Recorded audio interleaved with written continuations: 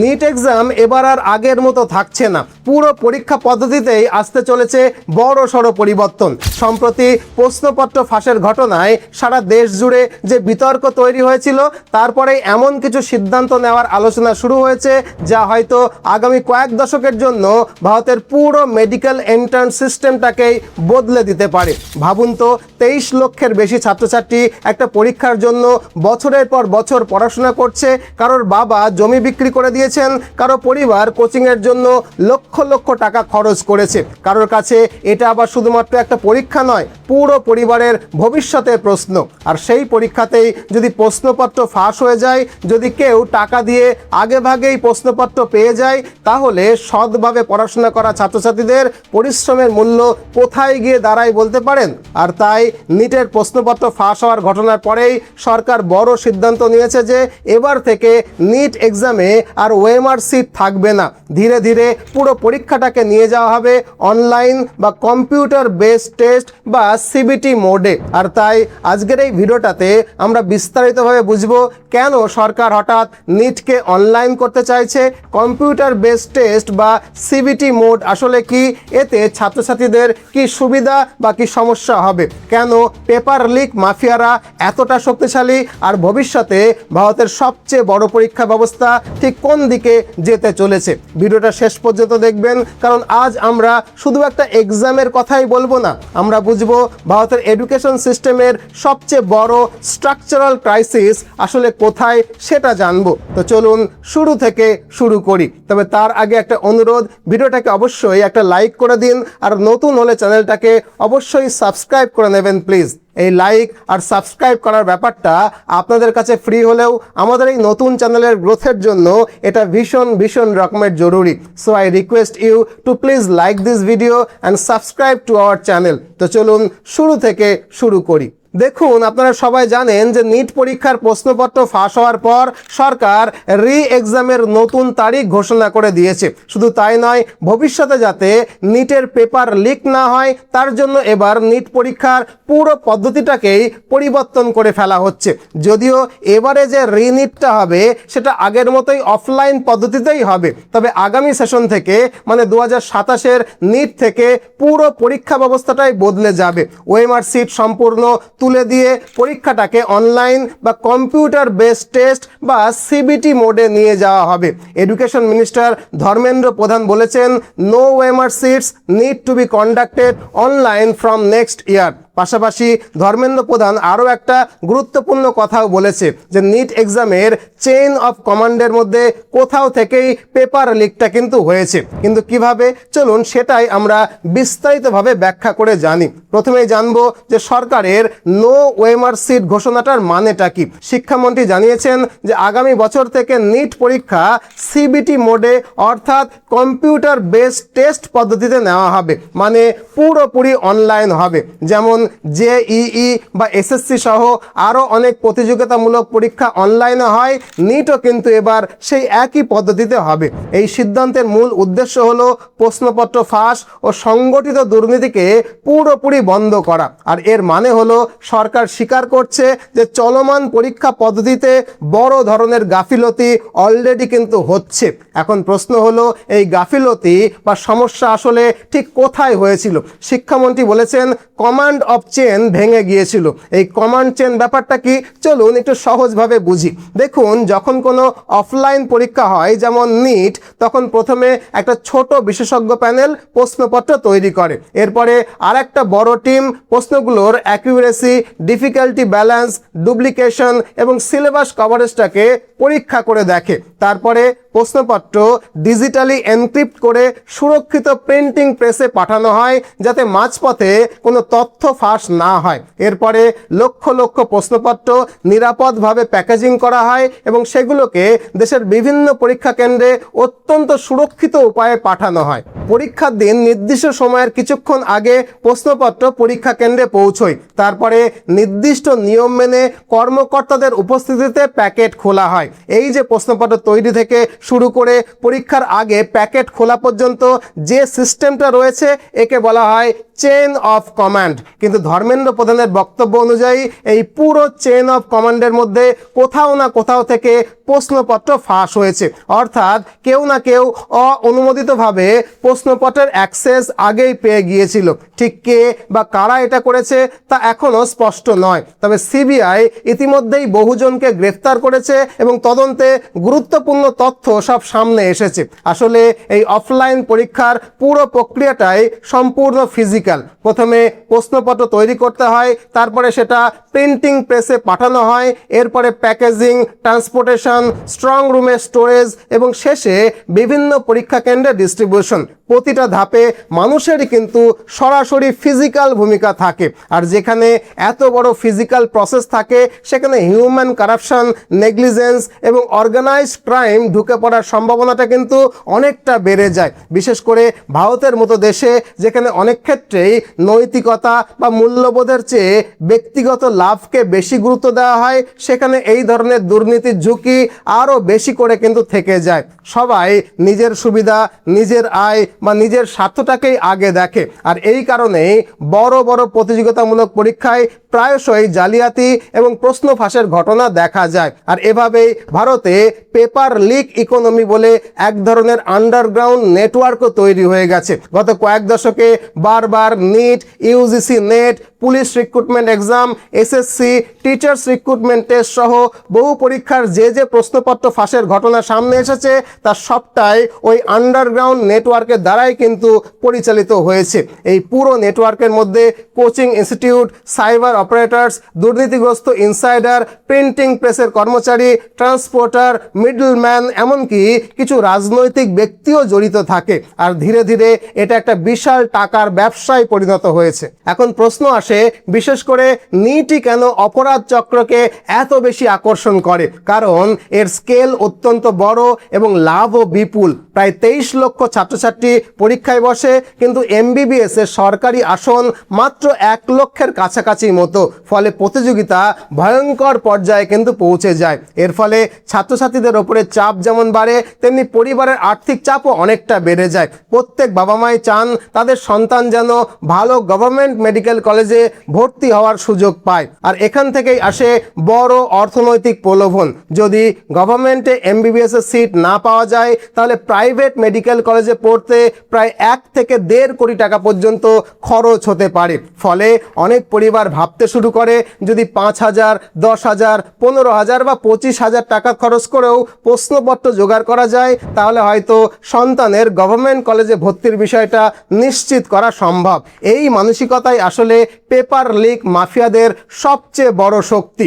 কারণ private medical কলেজের education এতটাই ব্যয়বহুল যে অনেকেই শর্টকাট খোঁজার চেষ্টা করে আর এই রকম ফাঁদে পা দেয়। আশা করি বিষয়টা আপনাদেরকে বোঝাতে পারলাম। এখন প্রশ্ন হলো, সিবিটি বা কম্পিউটার বেসড টেস্ট চালু হলে কি কি পরিবর্তন আসতে পারে? প্রথমেই বুঝতে হবে, সিবিটি মানেই প্রশ্নপত্র ফাঁস পুরোপুরি বন্ধ হয়ে যাবে এরকমটা কিন্তু নয়, তবে এতে বেশ কিছু পরিবর্তন অবশ্যই আসবে।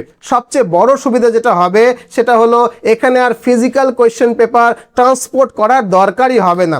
অর্থাৎ প্রিন্টিং, প্যাকেজিং, ট্রান্সপোর্টেশন, এই পুরো চেনটাই প্রায় বাদ হয়ে যাবে। ফলে প্রশ্নপত্র সাপ্লাই লাইনের পথে ফাঁস হওয়ার ঝুঁকি অনেকটাই কমে যাবে। দ্বিতীয়ত, এখানে এনক্রিপ্টেড ডিজিটাল কোয়েশ্চেন ডেলিভারি ব্যবহার করা যাবে। আজকের এআই, এনক্রিপশন এবং ব্লকচেনের যুগে প্রশ্নপত্রকে অত্যন্ত সুরক্ষিত ডিজিটাল ফর্মে পাঠানো সম্ভব হবে। ফলে আনঅথরাইজড অ্যাক্সেস বা অবৈধভাবে প্রশ্নপত্র হাতে পাওয়ার সম্ভাবনা অনেকটাই কমে যাবে। তারপরে আরেকটা বড় বিষয় হলো, যখন একজন ছাত্র অনলাইনে পরীক্ষা দিচ্ছে, তখন তার পাশের ছাত্রটি চাইলেও কিছু করতে পারবে না, কারণ এখানে প্রশ্নগুলো র্যান্ডমাইজড থাকবে। ধরুন আপনার স্ক্রিনে যে প্রশ্নটা 1 নম্বরে আছে, পাশের ছাত্রের ক্ষেত্রে সেটা হয়তো 98 নম্বরের প্রশ্ন। অর্থাৎ সবার প্রশ্নের সিরিয়াল কিন্তু আলাদা আলাদা হবে। এর ফলে নকল বা মাস চিটিংয়ের সম্ভাবনাও অনেকখানি কমে যাবে। এর পাশাপাশি রিয়েল টাইম মনিটরিং করাও কিন্তু সম্ভব হবে, যেমন biometric verification, logging tracking, activity monitoring ইত্যাদি। পরীক্ষার প্রতিটি ধাপে নজরদারি থাকবে যাতে যাতে কোনো ধরনের প্রশ্ন ফাঁস বা অনিয়ম না হয়। তবে এখানে একটা বড় সমস্যা অবশ্যই আছে, সেটা হলো টেকনিক্যাল গ্লিচ।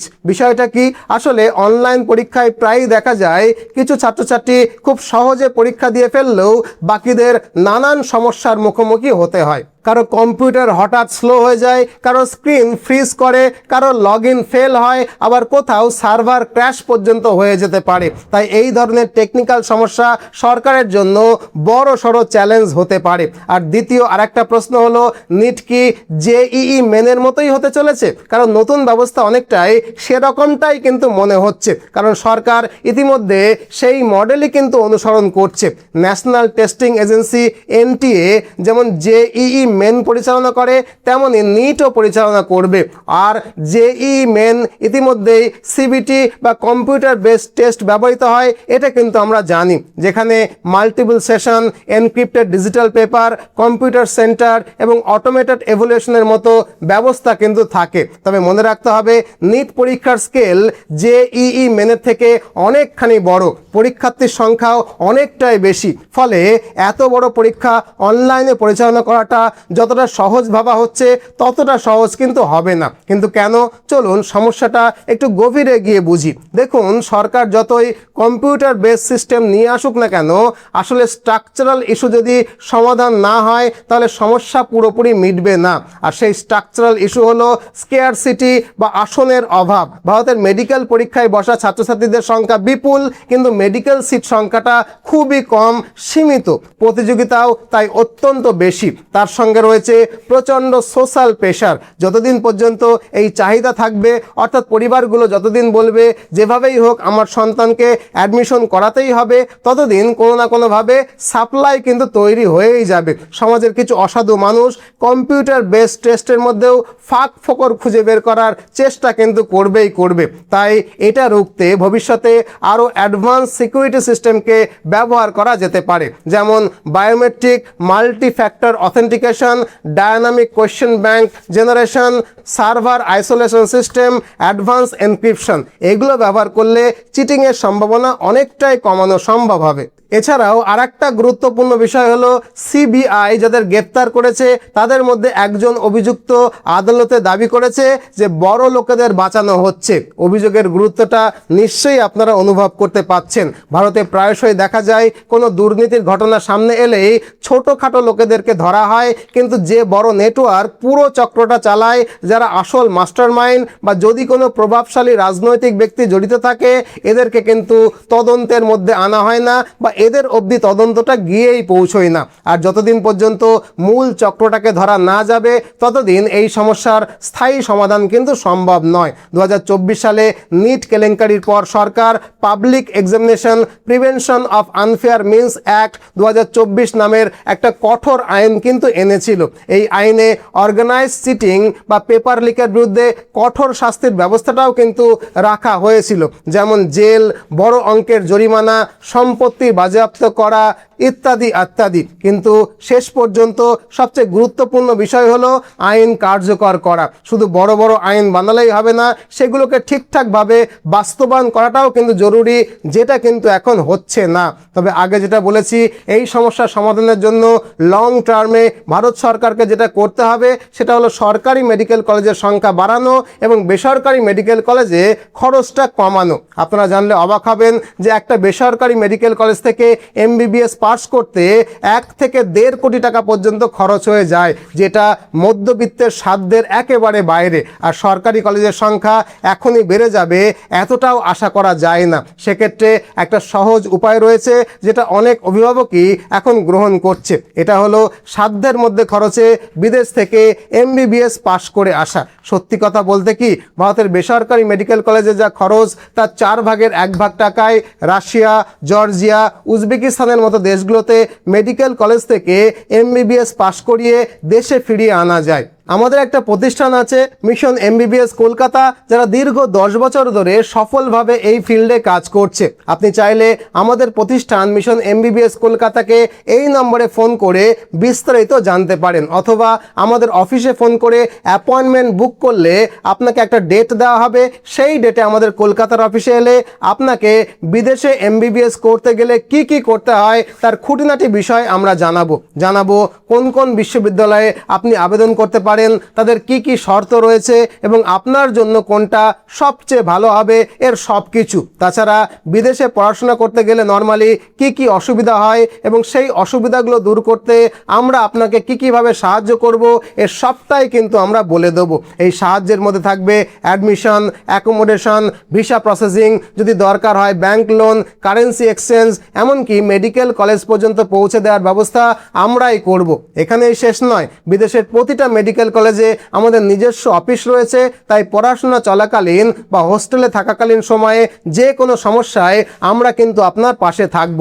এক কথায় বিদেশ থেকে এমবিবিএস করার ক্ষেত্রে যা যা সাপোর্ট লাগে তার সব কিছুই আমরা মিশন এমবিবিএস কলকাতা আপনাকে প্রোভাইড করব। তাই যদি আপনি ফ্রেশার্স হন বা ড্রপার্স হন, আমাদেরকে অনায়াসে ফোন করতে পারেন। আমাদের প্রতিষ্ঠান মিশন এমবিবিএস কলকাতার সঙ্গে যোগাযোগ করতে ডেসক্রিপশন বা পিন কমেন্টে দেওয়া এই ফোন নম্বরে ফোন করে বিস্তারিত জানতে পারেন, অথবা একটা অ্যাপয়েন্টমেন্ট ফিক্স করে আমাদের কলকাতা অফিসে এসেও কথা বলতে পারেন। কলকাতার অফিসে এলে আপনার সঙ্গে আমার দেখা হবে। যাই হোক, এই আলোচনার পরেও যদি আরও কিছু আপনার জানার থাকে কমেন্ট বক্সে নিশ্চয়ই জানাবেন, আর কোন বিষয়ে পরের ভিডিওটা চান সেটাও কমেন্ট বক্সে লিখবেন প্লিজ, সেই বিষয়ে আমি নিশ্চয়ই ভিডিও বানাবো। আজ এ পর্যন্তই, ভালো থাকবেন, নতুন ভিডিও নিয়ে আবারও দেখা হবে। আর হ্যাঁ, ভিডিওটাকে একটা লাইক করে দিন, আর নতুন হলে চ্যানেলটাকে সাবস্ক্রাইব করে নেবেন প্লিজ। আমাদের কলকাতার অফিসে এলে নিশ্চয়ই আপনার সঙ্গে আমার দেখা হবে। ভালো থাকবেন।